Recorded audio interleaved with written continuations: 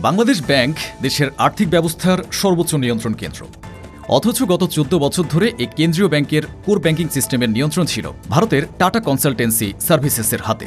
Server operation, database admin port, encrypted file system, এমনকি password level configuration পর্যন্ত বিদেশি টেকনিশিয়ানদের access ছিল, যা কোনো সার্বভৌম রাষ্ট্রের জন্য চরম নিরাপত্তা ঝুঁকি। ২০১১ সালে টিসিএস-এর সফটওয়্যার চালু হওয়ার পর থেকে ২০২০ সাল পর্যন্ত বাংলাদেশ ব্যাংক ভবনের ৩০ তলায় ভারতীয় বিশেষজ্ঞদের একটি স্থায়ী অফিস ছিল। তারা সরাসরি ব্যাংকের গুরুত্বপূর্ণ সিস্টেম পরিচালনায় যুক্ত ছিল। কেন্দ্রীয় ব্যাংকের ভেতর থেকেই বহু বছর ধরে অ্যাক্সেসকে অস্বাভাবিক ও নিরাপত্তাহীন বলে অভিযোগ তোলা হলেও কার্যকর কোনো পরিবর্তন হয়নি। একাধিক কর্মকর্তা স্বীকার করেছেন, এই সময়কালে কতটা সংবেদনশীল তথ্য বিদেশে গেছে তার কোনো নির্ভরযোগ্য হিসাব নেই। ২০১৬ সালে বাংলাদেশ ব্যাংকের রিজার্ভ চুরির ঘটনায়ও টিসিএস পরিচালিত সিস্টেমের নিরাপত্তা দুর্বলতা দায়ী। কিন্তু তৎকালীন আইসিটি বিভাগ ও নীতি নির্ধারকদের রহস্যজনক নীরবতায় সফটওয়্যার পরিবর্তনের বিষয়টি আর এগোয়নি। এখান থেকে সামনে আসে অভ্যন্তরীণ এক সিন্ডিকেটের অভিযোগ, যারা বিদেশি সফটওয়্যার নির্ভরতা টিকিয়ে রাখতে সক্রিয়ভাবে ভূমিকা রেখেছে। বাংলাদেশ ব্যাংকের ভেতরের অভিযোগ অনুযায়ী কিছু উচ্চপদস্থ কর্মকর্তা বিদেশি প্রতিষ্ঠানের পক্ষে অস্বাভাবিক লবিং করতেন।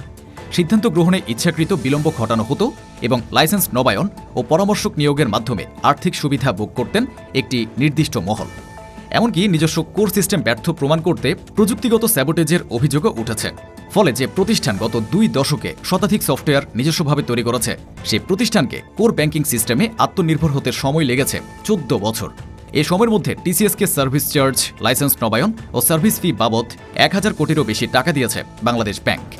অভিযোগ রয়েছে, এই ব্যয় কেবল প্রযুক্তিগত প্রয়োজন নয়, বরং একটি অদৃশ্য লুটপাট ব্যবস্থার অংশ ছিল, যার মাধ্যমে নিয়মিতভাবে দেশের অর্থ বিদেশে পাচার হয়েছে।